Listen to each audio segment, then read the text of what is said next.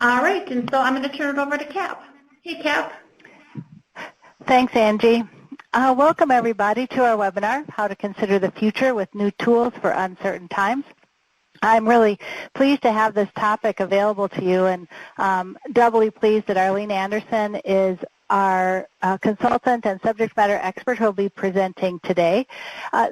We've been thinking about what would be some good webinar topics, some opportunities for providing some education to you all as you really are wrapping up your Allied Health Network grants, and we thought some really more advanced types of facilitation would be helpful to you. So this Considering the Future includes some scenario planning facilitation.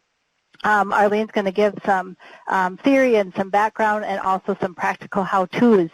And she's going to be repeating this, but I just want to kind of cue her up. So we also have our peer call that is coming up in a few weeks that will also be talking and continuing this conversation, because it is a little bit complex when we start thinking about the future and facilitating these kinds of conversations. So Arlene is joining us today as our subject matter expert.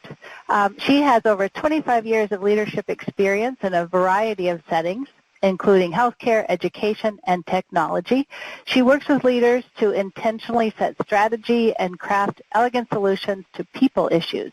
She gets her points across in a practical yet entertaining manner. And Arlene possesses a Master of Science in Psychology. She specializes in organization development and adult learning. And we are very pleased to have her with us today. So Arlene, I'll pass it over to you, as well as changing our Adobe screen to your PowerPoint. Okay, thank you, Angie, and thank you, Cap, for that great introduction and getting us ready to learn some things. I'm happy to be here today, and I'm happy to see who is here with us. And as Cap said, I've been working in a lot of different kinds of health systems, in hospitals and clinics and nursing homes and home care. And so I've had a lot of contact with allied health professionals, and I'm always impressed with your work. So I know that you're going through some changes. I've worked with a lot of leaders that are finding some new directions and trying to make some good decisions about that. And I have just a short editorial here that certainly these topics that we're going to talk about today will have some bearing on your professional life. Just a little sidebar that it can also help you in a personal life as you're making changes and making decisions about what you're doing as well. So our topic is scenario planning, and using it as a tool for planning our futures. Today it's going to be more of an overview of that topic.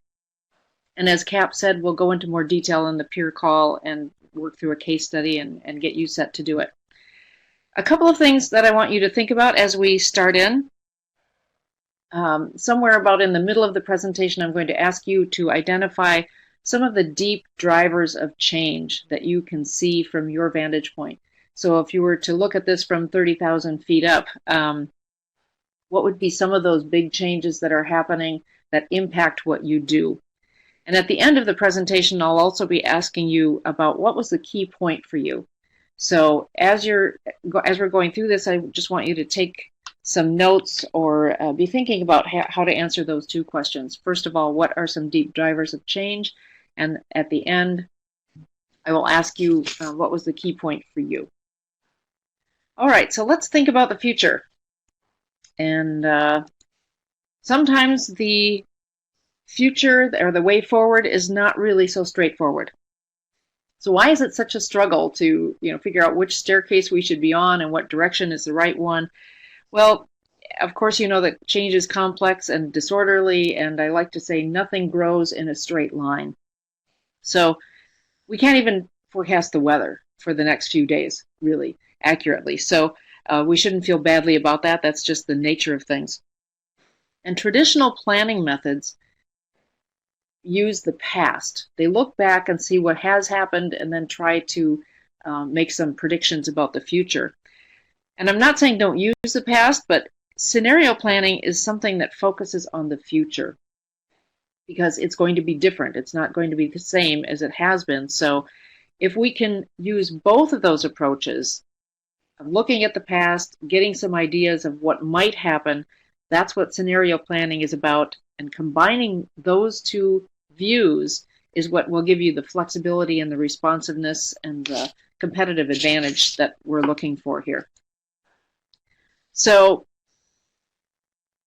the present moment used to be the unimaginable future. You can see we haven't been very good at predicting things. So how do you feel about the future? Can you face the future with confidence?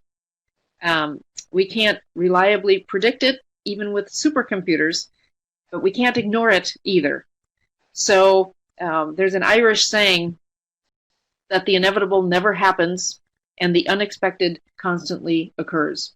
Well, that's our world. So we need a new tool, some way to deal with this. And luckily we have one. So that's what we're going to talk about today. When you come to a fork in the road, take it. Now that might sound a little humorous. Yogi Berra has always got some fun things to say. But I also think that he might have a point, because there are things before us. If you see this person on the trail, there are various ways that things can go.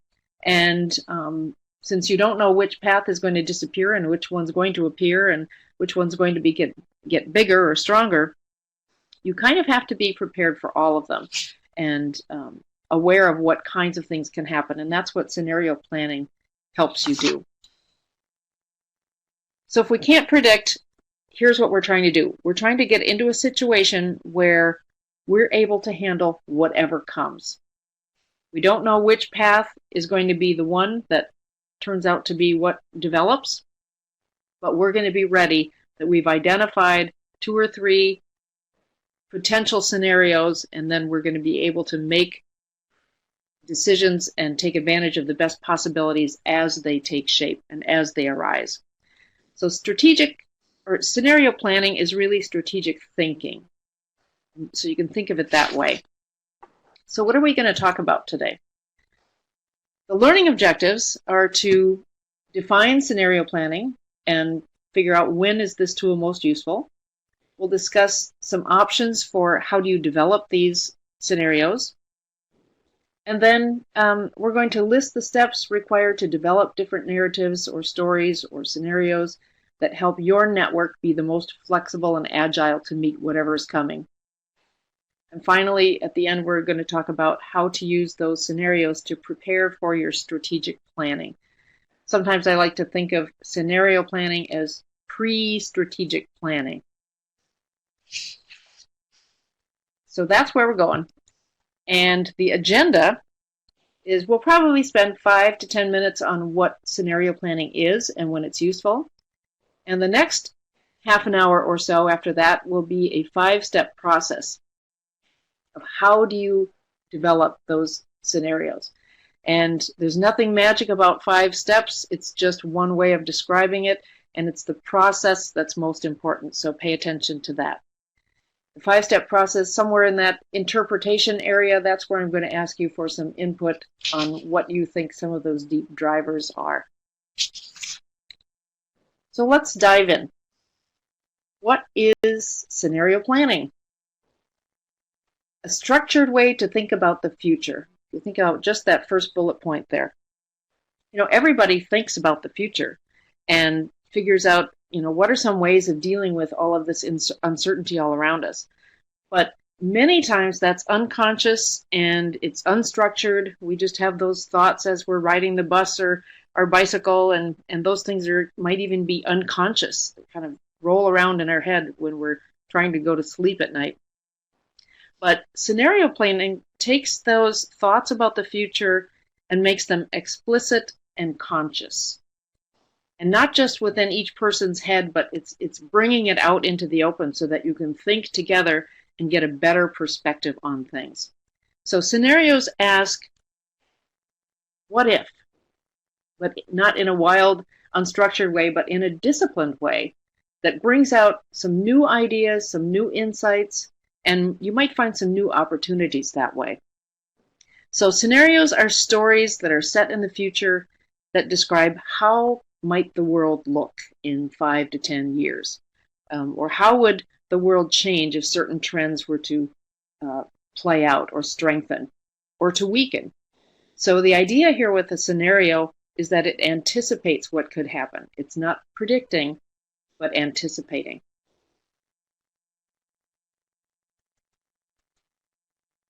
So when is this useful? Well, first of all, when things are going well, and that's always a great time to use a tool, but also when the industry or the future of a particular organization or group is uncertain or unstable. And that is probably the world most of us find ourselves in, and certainly in healthcare, that's our situation. When evaluating current strategies or formulating new ones, again, it's a way of taking a step back, taking a breath, what might happen, and how can we prepare for that? So you're identifying a limited set of examples of possible futures. You can't possibly explore every one of them, but you can take a limited set that might make the biggest impact or be the most uncertain, and then take those as a point of reference when you're making your strategies. Many times this is also used as a response to a crisis. Maybe there's a funding change, and I do mean change. You can lose funding, but even gaining funding that you didn't expect can be a crisis, because you'd have to figure out how are we going to use it. Or a personnel change or a network member change. Any of those things can make a big difference and cause a bit of a crisis. And the last one, and I think this is one of the most important benefits of scenario planning, is that it frees up thinking so that you can create common strategic conversations. So it's, again, not happening in just everyone's head differently, but that there's a way of sharing the ideas and coming up with new insights. Normally, you would set maybe 2 to 5 scenarios for your organization before you move into strategic planning. So here's the scenario planning process. Again, it's 5 steps. There's nothing magic about it, but the process is the important thing. And we're going to take each one of those steps and look at it, explain what it is, and some ideas of how you might be able to use this. Before we get into each of those 5 steps, there's one thing we need to just clarify, and that's the difference between scenario planning and strategic planning. So let's take a quick look at that. Scenario planning doesn't attempt to predict, and that's one of those key things you might hear me say a couple of times. We're not predicting things, we're anticipating what could happen. And through a formal process, you're identifying a limited set of those possible futures or scenarios. And then those scenarios provide a reference for evaluating current strategies or making some new ones. So again, it's pre-strategic planning. And I like to think of it as strategic thinking before you get into setting strategy. Then when you get to when you have your scenarios, and you're looking at potential strategies, you're weighing each of those strategies against the potential futures, and that's where you're looking at actions to take. What will we do and how will we do it? That's your strategy. Okay, so again, you're anticipating, you're not predicting, and what you want here is for your strategies to be robust and resilient, and that they can be flexible enough that no matter which scenario actually starts to take shape, you are ready for it and you know what business decisions to make, and that you're in a good position for whatever happens. So let's take a look at the scenario planning process. Again, we have 5 steps, and we're going to start with this first one of inputs. And that has to do with setting the parameters. So the parameters, it's usually done in a workshop format, that you have a set time, that you have either half day or 3/4 of a day to work on this, that you have a time frame that you're going to be thinking about, whether it's 5 to 10 years, maybe it's 2 years, whatever your time frame is going to be. and you find your place where you're going to be able to have a good conversation. And again, the people. We'll talk a little bit more about who should be there. So for the step one, the inputs, all of those parameters of the time, the people, the place, and whatever your focus is going to be, I want to focus in on that part of it right now for this overview. You want to have some kind of goal or outcome that you're looking for. There is usually a strategic question that you want the answer to. And it has to do usually with some kind of uncertainty that matters. That it's going to make a big difference in how you conduct your business. So some examples of this might be, and these are narrower examples, but should we introduce a new service or program? How do you know if you should do that or not? Well, you need to look at what's the context, what might be developing, what if we lose our funding? What if we had a gain of either funding or a new network member that was big and influential? Any of those kinds of things could be answered through the use of scenarios. Or you might even use a very broad question like, what will the world be like in 5 to 10 years? And then, of course, what will our role be in that? So you can use some narrow questions, or you can use a large question like, what will the world be like? That's pretty big. So it just gets the imagination going, and you start to examine what kinds of things may be developing. So as I said, we should come back to who should participate. So as you think about your network and setting up this kind of discussion or workshop, you want to make sure that you have some experts, people who have some expertise in whatever area you anticipate that you might need, some diverse and challenging voices, not everybody that just agrees with people, and so some challenging viewpoints that might shake up some of the assumptions that we have, and people that need to buy in to whatever strategies you choose eventually. So they might be policymakers or influential people from the community. They have a place that could potentially be important for this team that's coming up with the scenarios as well. You want to be planful about your invitations and just make sure that they know what's in it for them, so that they're excited about coming and participating as well. And each one of these will go into more depth as we have our peer call and have it be a little bit more interactive as you're working through your worksheet to plan your own session. But the second part will be the analysis. So you're coming up 10,000 feet and you're trying to look for what are some of those levers that move us toward the mission. What helps us get to where we're trying to go? And along with the levers, you might explore blocks. What are some of those things that are getting in our way that seem to stop us from making progress? Identifying what some of those might be. You're looking for the trends, the issues, and the themes. So in particular, what kinds of things might we be looking for there? Let's take a look. What seems to be happening? Again, just taking a step back. What do we think might be happening? What are the trends? And then what are some of the potential critical events? And we can look at political events, and those might be local or national. They can both be very impactful. So we're looking for things that have impact or that are extremely uncertain. Economic factors.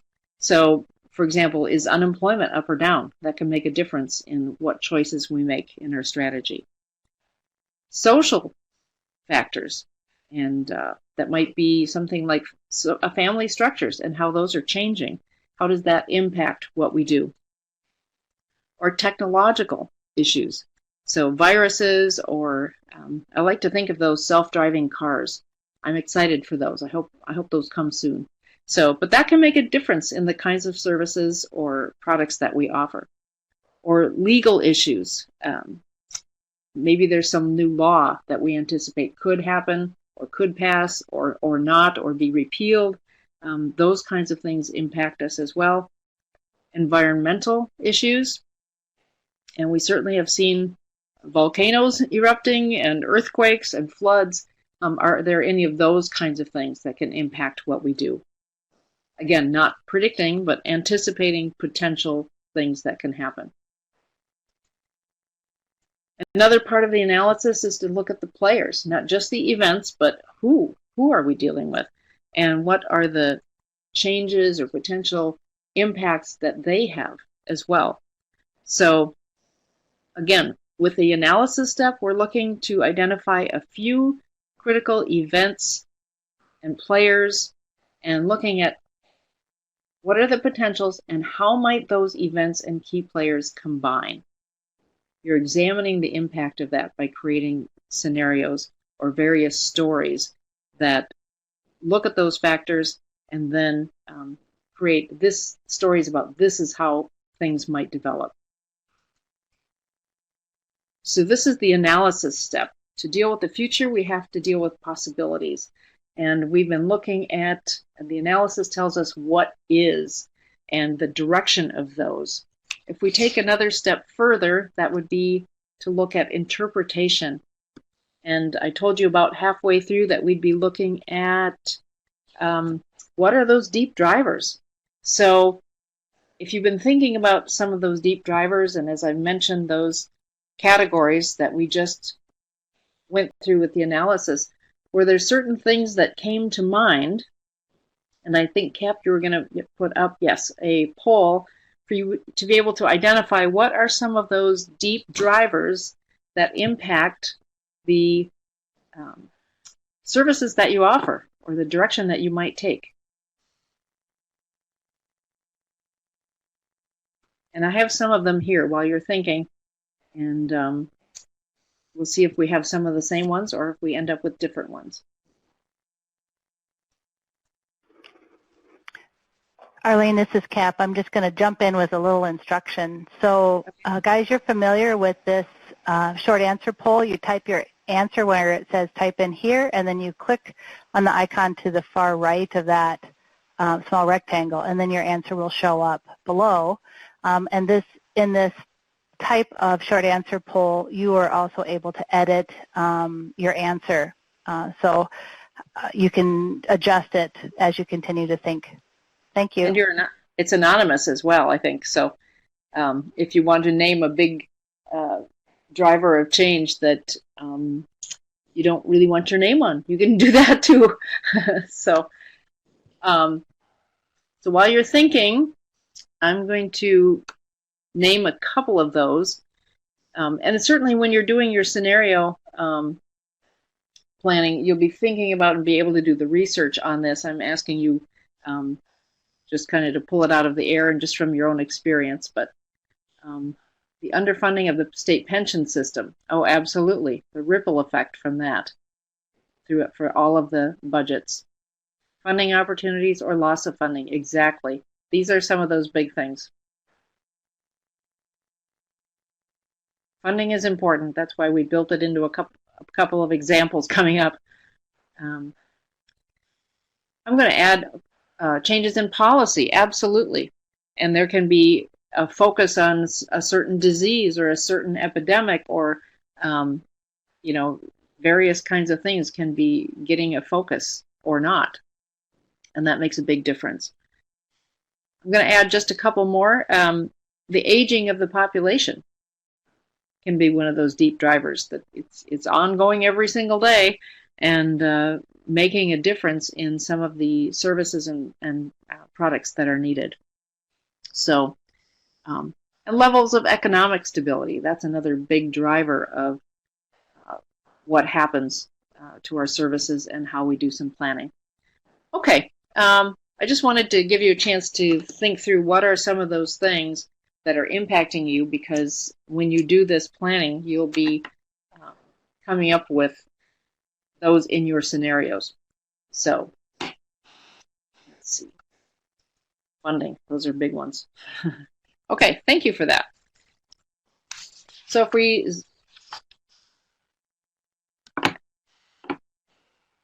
have looked at interpretation, we can move from analysis and interpretation to the actual building of the scenarios. What might happen?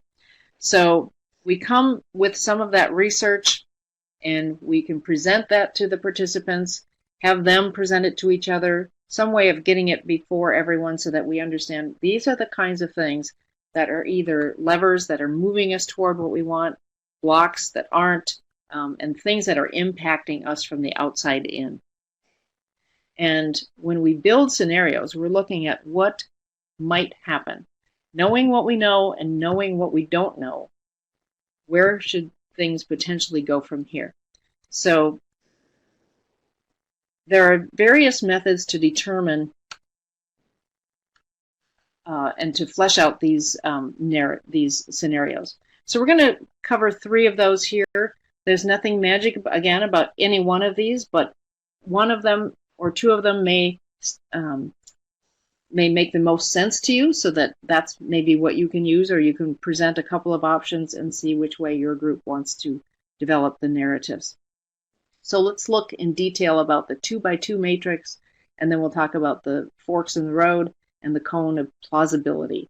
So 3 different ways that we'll just mention how you can develop these scenarios. So in this particular case, we have the vertical axis being the amount of funding, and just as you came up with, funding really certainly impacts a lot. And we look at it in 2 scenarios. It's kind of a polarity here, the abundant funding at the top, and we have low funding at the bottom. And you can use whatever words describe your particular situation with regard to funding. And then in this case, we have the horizontal axis being the availability of workforce. And certainly that impacts us as well. And what you end up with there is then 4 different potential scenarios of how things can play out. And in one instance, you have extensive funding, but you don't have any workforce. So a lot of money, but nobody is around to be able to do anything. Or you have low funding and a lack of workforce. So we don't have any money, but we don't have people to do it either. And you can see how this is going to play out for all 4 scenarios. Here we have extensive funding and easy access to qualified workforce. Probably everyone wants to sign up for that. So again, these are all potentials. They're not predictive. They're just anticipating these are the kinds of things that could happen for us. And then the last one being low funding and a lot of workforce. So any one of these scenarios might play out. And that's one way of coming up with potential scenarios, is to create this 2x2 matrix. What you want to do is find a scenario mix that makes sense that you can then flesh out from there. So you're creating distinct, credible, future operating environments. So that was the 2x2. I'll give you just a couple more examples of polarities that you can use. We have, I'll just call it feast or famine, which is kind of what this one shows. It's feast or famine. There's either a lot of something or there's not enough of something. You also might use something that would be active or passive as your polarities. That either active, where many people have an opinion about it and want to have a say, or a passive kind of situation where you can't get volunteers, nobody will work with this particular issue. Or you can have integrated versus separate, like polarity. So either you have warring factions where no one will work together, or on the other side, a lot of collaboration. So again, these are just looking at how things might play out depending on the trends and issues that you've identified before. So that was the 2x2 matrix way of developing scenarios. Another one you may be familiar with, the branching method. If this happens, then this other thing can develop as well. So using that same example that we used before, we've got funding. It's either increased or decreased. If we expect that it won't stay the same, what will happen if funding increases? Well, we still might have a lack of workforce, or we might have an abundant workforce. So it's looking at that same issue, but in a little different method. And some things make sense to some people better than others. So you might even just want to try these and see which one sticks with your group, how they would like to develop them. So, or the funding might be decreased, and then again, the lack of workforce, or have an abundant workforce. So this works best when you've got specific turning points that you know are going to happen in the future. And that might be something like elections, or a referendum, or a merger process. If you think this is going to be, it's either going to be this or it's going to be that. It's going to go one way or the other. And from there, we'll be developing some other issues, or things will develop in different ways. The last one to talk about is the cone of plausibility. And this is best used when you've got a context where you have a limited set of drivers and you can actually imagine what might happen. And this makes me think it might be better in a shorter time frame, but what you're trying to do is trying to figure out what could happen, what combinations are potential, knowing the trends and looking at our analysis. So whichever method you use, you would get people into groups of 4 or 5 where they're creating scenario narratives for each one of those scenarios that you've identified. And you want to try to spread the similar types of expertise among the groups, if you could. And then each of those groups get a specific different scenario to flesh out.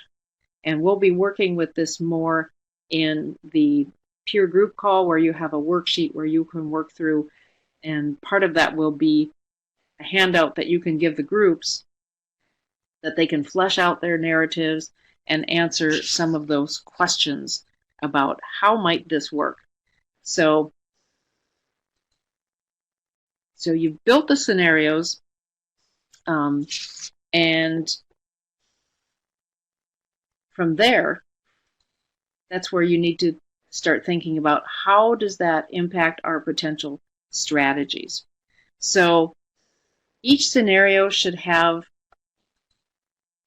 a title, a description, and a way of presenting it. So in your workshop, you've looked at the analysis. These are the kinds of things that are happening. You've chosen a method to develop scenarios. You've come up with your scenarios, which ones you think are the ones that are most impactful or most uncertain. And then you separate your group into smaller groups that each work on a particular type of scenario to flesh it out. They should have a title, ideally. You should have something a little catchy so people, it's easy to remember which scenario you're talking about. And some examples might be Happy Days Are Here Again, or Happy Days, or Show Me the Money, or Groundhog Day. Sometimes they come up with movie titles, just some way of capturing this is the essence of what that scenario is. And then you create the narrative or the description of what that actually means, what kinds of things can be impacted there. And then you use those scenarios to review or test a range of strategic approaches. So let me just go back to talk about each of those scenarios. Some of those questions that your work groups are going to discuss are, is there still a fit between the product or service that we offer and the environment in this scenario? What kinds of capabilities are we going to need? Or what kinds of positions, what kind of employment is going to be necessary? Do we have strengths or weaknesses in any of those areas that we need to be paying attention to? And who might be successful in this particular scenario? And why will they be successful? Who is not going to be successful, and why not? So they're analyzing a little bit to figure out what might be some business, what would be good business or a good position to be in this particular scenario or in this model world. There's no good or bad scenario. Each one is good for somebody. So, yeah, you're not trying to anticipate or trying to make one happen. You're just trying to think of what could happen and then put yourself in a good position for that. So, generally, each strategy might work better in various scenarios. So in this crosswalk here, in this chart, you can see that eventually, as you're starting to do strategic planning, you're looking at potential strategies or your current strategies, either one, and matching them against the scenarios, where you look at, here's the description of what might happen, here is the strategy that we are considering, where's that going to work? In scenario 1, scenario 2, strategy number 1. Oh, that's going to be good in either of those situations, but if scenario 3 develops, it's not going to be the right thing. So then you look at strategy 2. Okay, it doesn't really work if this first scenario comes along, but the next two, yeah, either one of those, that's going to be a good choice. Whereas strategy number 3, no matter which way things go, we know we're going to be okay by strategy 3. So what you're doing here is you're just analyzing the patterns and figuring out the insights that can lead to whatever action might be the right way to go. So the idea here is to avoid developing plans for each scenario, but looking across the scenarios, which ones might have the most value for the long term. So this part of the work can be either integrated into the workshop with that same work group, or it could be post-work, where you're looking for patterns and insights and then looking for core competencies that would be needed across all of the scenarios. So this helps you come up with new insights and new ideas. Maybe there are some particular stakeholders that will start dominating, and you need to understand who they are and involve them with your services. Again, they need to know what's in it for them. Okay, so we've covered a lot of ground here. The inputs, where you're figuring out what is your time frame, what is the parameter of the question or focus that you're going to have for your scenarios, who are the players. Again, we'll speak in more detail about that in the peer call next month. We'll look at analysis. What are the trends, the issues, the themes? There's a little research to be done here generally. What are those deep drivers of change that are impacting us? Again, we're looking from the outside in, and then when we build our scenarios and look to strategy, that's from the inside out. So again, in a few minutes, I'm going to ask you to identify what were some of the key points for you, or what reactions do you have to this tool, and when might you be able to use this? Can you see this as a way of directing a conversation toward what might be in each individual's head, but it's a way of creating some common understanding so that you can get to the right kind of strategy. So you want to use these insights to make sure that your vision and your mission are still relevant. What the scenarios do is not provide all of your answers. All they do is help you ask better questions and help you prepare for the future. So you build your scenarios, and then you look toward the outputs of what potential strategies work best. In the upcoming call, there are a few things that we're going to cover here. Well, I want to go back just 1 second here, because there's something about strategy that there's a lot of ways to identify strategies and think about, well, should we have various strategies for various scenarios? No, what you want to do is try to get strategies that are going to perform well across all of your scenarios if possible. Another way you can approach strategic planning is to be flexible. How can you wait as long as possible before you make a commitment? Kind of hedging your bets. Like, what are the options that we ought to be using that are the most flexible? What you probably want to avoid are the approaches that would be a scattergun, where you just shoot at, we're going to spread our resources and hope that something, that we hit something, that we're, aim, fire, and see what you've got. That would be pursuing multiple strategies at the same time until the future gets to be clear. Not really the best way to go. And the last one would be selecting one strategy, but it only works in one scenario or two scenarios. I mean, that's really gambling, and what traditional strategy has done sometimes is they try to predict, and they put all their eggs in that basket, or bet the farm, whatever metaphor you want to use. You're trying to avoid that, and so again, the goal is to find something that's robust, something that will perform well under a whole range of scenarios. Okay, so we've covered a lot of ground again, and I will ask you to be writing down your key points in a few minutes here, but what are we going to do in the Pure Call next month? We're going to review a little bit of this scenario planning process so that it's fresh in your mind. And then we're going to apply this kind of planning to a specific case study. And it probably will have something to do with opioids and workforce shortage.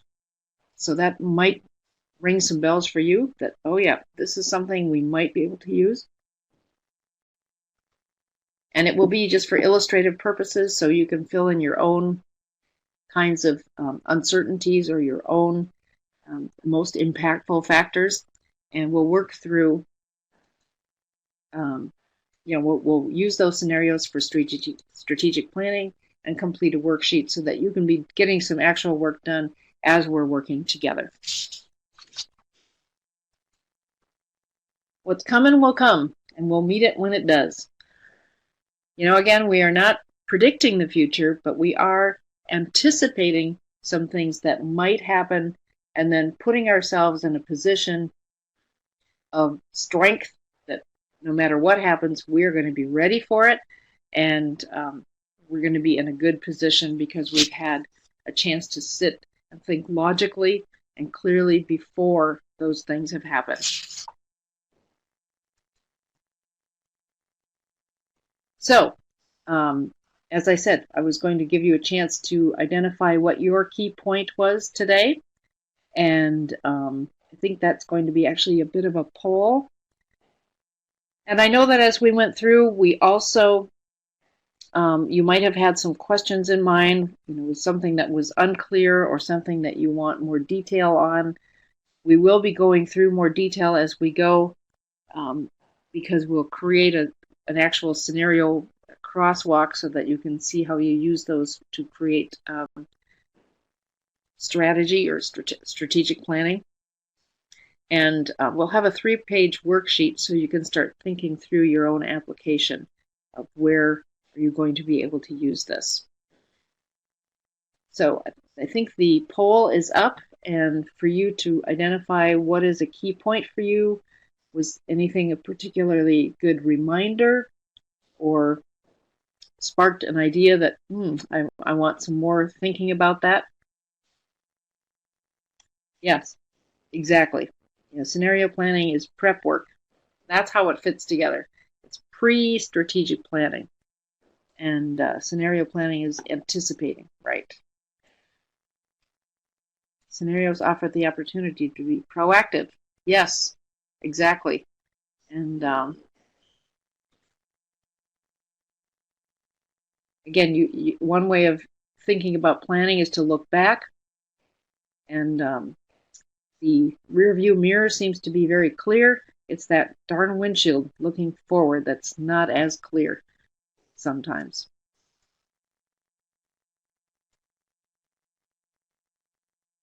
The shotgun method isn't always beneficial, right? Yeah. Yeah, it's very important to use the tool and to make sure that people know what's in it for them so that they see that there's a stake in this for them.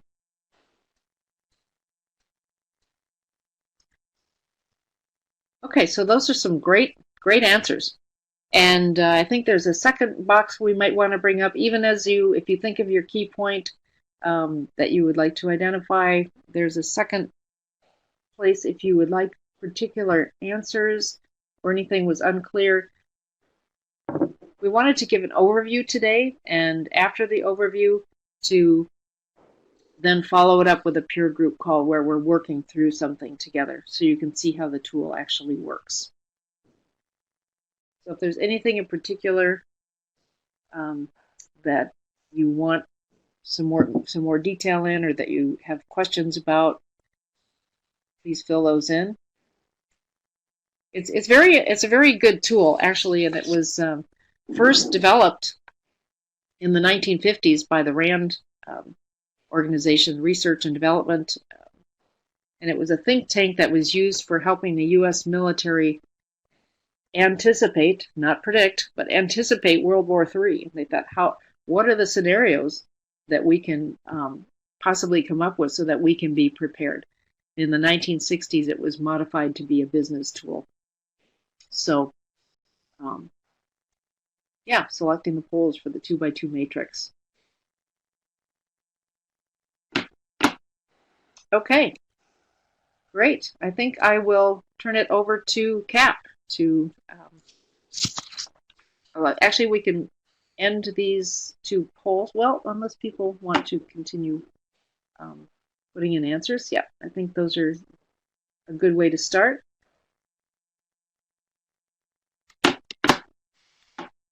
One last thing, I just want to point out that there are some references here that also can give you some details on each of the things that we talked about today. Turn it over to Cap. Great, Arlene. Thank you so much. Wow, that was jam-packed with lots of good information. I certainly appreciate the way that you laid it out, made it easy for me anyway to follow along. So I hope other folks experience that as well. At this point, if there are any questions for Arlene, you can unmute your lines and ask it with your own voice, or you could use the chat box. Any questions out there for Arlene around scenario planning and how you might use it for the next steps in your all's projects and network efforts? As Sandra is typing, I'm going to move us to our last page as well, just so we have that up. Oh, sure. I'll back us up, Sandra. Thank you. There we go. Thanks, Arlene. Yep. Or Angie. Here comes the last page. Oh, you didn't want me to do that, did you, Sandra? Here, sorry. Here's the presentation page back. And Sandra, we'll send out this PowerPoint when we're all done and get it ready for distributing to you all.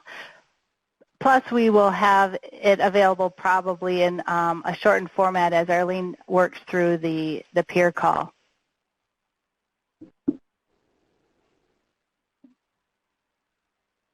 Yep. All right. Thanks, Sandra. And let's go into our last page. So this is our typical closing out a webinar page. So if you have some input for us and feedback, that's awesome. Particularly, we have a couple of upcoming events. And if you're forming questions for Arlene, please jump on in. Because we have a few minutes here, we can take some dialogue questions. We have our TA check-in calls are coming up. Angie will be hosting those with you all and reviewing your sustainability plans. That's an opportunity to talk through your profile and then the sustainability assessment that you completed and the issues that you identified for creating some action plans that will help opportunities for sustainability. And then the much-awaited peer group call that's coming up, part 2, Preparing for the Future with Tools for Uncertain Times, is on June 13th. And then we have another webinar on June 27th, which is regarding leadership change management. And our colleague Shannon Studden will be presenting that presentation on leadership change management, and I know you'll get a lot out of that one as well. Chris is typing, so we'll wait for that a little bit. In the middle, there's a short answer box about any additional comments or suggestions for future webinars. If you do have anything, we'd love to hear your ideas. Thank you, Chris, for the thank you. Appreciate that. Anything else? And Arlene, any other thoughts you have for finishing up? I just want to repeat that this was an overview, and sometimes things make more sense if you hear them 2 or 3 times. So I would encourage you to come back for the peer call in June. And now that you have this in your head that, oh, this is where we're going, and then kind of to work through, that would be a great tool for you to have no matter what you do in life. So it'd be a great thing for people to be able to say that they're able to manage. So welcome back in a month. Yeah. Well said, Arlene. And I'll just build on that the tiniest bit is that this scenario planning feels like, people say, oh, let's do some scenario planning, and it feels like one of those kind of gray, ambiguous, black boxy kinds of conversations. And these tools really will help. And they're quite advanced from a facilitation perspective, so it does take a couple times to kind of work through them and think about it and do some practice before you get up in front of a group and try to help them think through those anticipated futures. All right, well with that, let's go ahead and log off, seeing no more questions. Thank you all for your time and your attention today for our webinar and for your participation. Everyone have a great day. Thanks, Captain, everybody.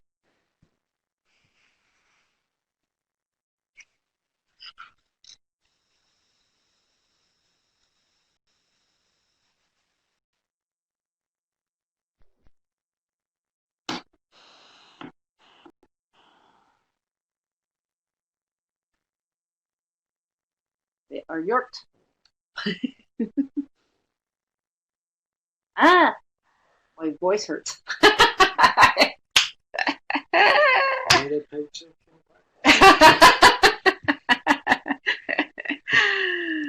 Yeah, I'm going to mute that just in case. Oh, funny. Yeah. No laughter. Well, did you hear anything, or were you listening? Oh dear. Okay.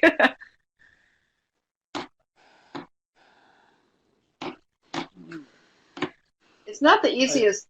I didn't put I was afraid it was recorded. That's funny. Oh my gosh. All right, I better unmute here for a second, just in case.